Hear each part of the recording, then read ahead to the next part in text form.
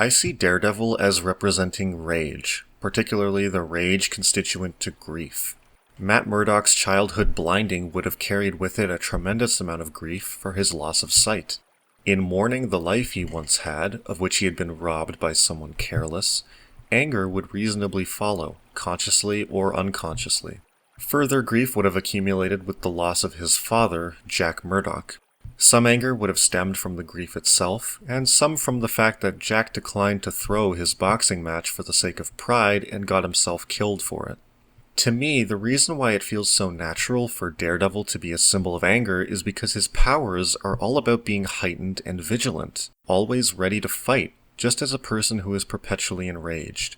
Anger induces the fight-or-flight response of sympathetic nervous system activation, which entails slightly heightened awareness and senses for normal humans, so it's almost as if Daredevil's heightened senses are an exaggerated manifestation of his lifelong rage, mainly due to his strong grief.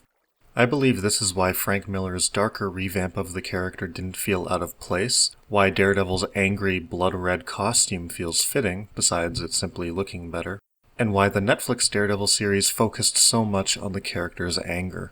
The Netflix Daredevil series placed a strong emphasis on this with the recurring line, "Let the devil out."